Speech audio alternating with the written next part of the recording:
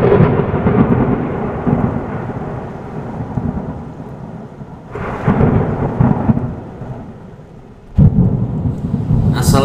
warahmatullahi wabarakatuh, dulur-dulurku dimanapun berada.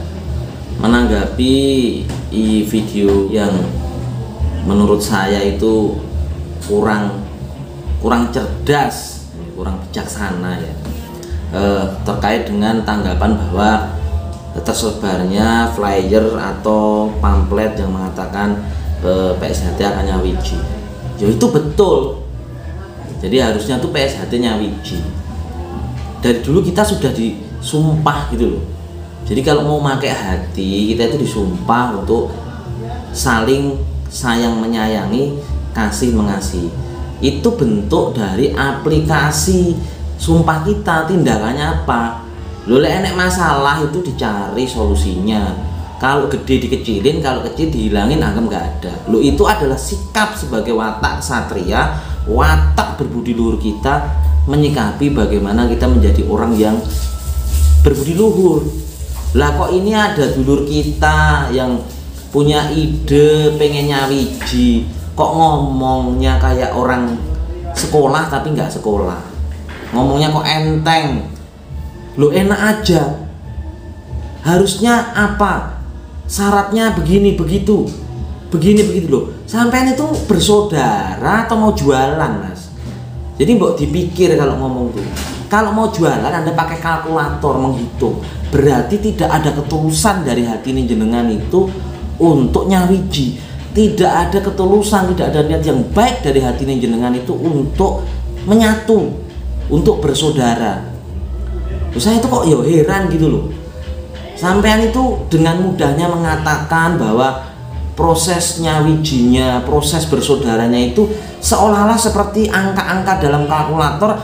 Anda seakan-akan ingin menghitung untung dan rugi, ingin memposisikan di posisi yang unggul, ingin memposisikan di posisi yang utama. Loh, sampai tuh bersaudara, kita ini disumpah, ya kan?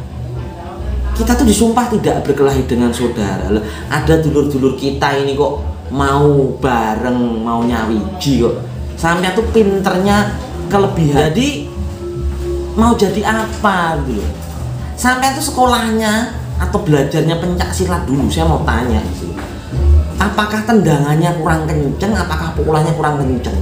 Mungkin dowerannya sampai 16-nya sampai tidak dihayati, sehingga sikap dan perilaku Anda seolah-olah dengan perpecahan ini itu adalah bisnis dan peluang uang untuk Anda. Loh, simple Mas. Sikap Anda, statement Anda dan perilaku Anda itu menunjukkan kualitas hidup Anda. Perilaku utama seorang yang baik, Mas, itu adalah menghilangkan semua masalah menjadi baik.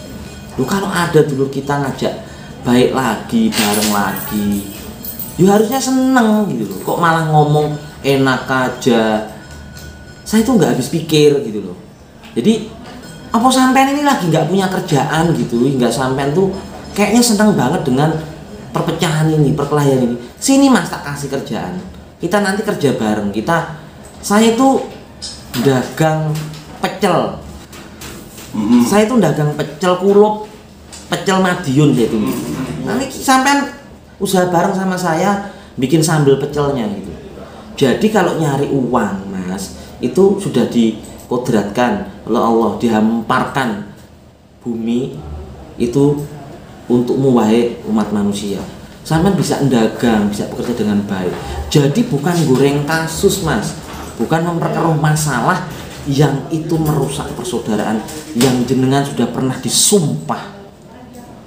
Nah, sumpah itu nanti akan memakan diri Anda sendiri. Jadi kalau menyikapi statement-statement yang unfaedah kayak yang saya lihat di video-video yang beredar itu, menunjukkan bahwa kualitas hidup Anda adalah perlu dievaluasi. Saya rasa itu pendapat saya dari pribadi saya, Perkul. Jadi sampean kayaknya perlu belajar, perlu diajak refreshing untuk cengengesan bareng gitu. Jadi indahnya bersaudara dengan bercanda, indahnya saudara dengan seni. Nah, itu yang diikat dengan seni bela diri. Harusnya Anda mengerti makna dan hakikatnya sebuah persaudaraan itu sendiri. Saya rasa itu. Terima kasih. Akhirul salam. Wassalamualaikum warahmatullahi wabarakatuh. Salam persaudaraan. Buat yang masih berarti baik, berarti mulia, semangat lur. Allah mboten sare, Tuhan tidak tidur. Buat yang keruh hatinya, semoga segera dibukakan pintu hati supaya dia kembali kepada jalan yang baik. Terima kasih. Salam persaudaraan.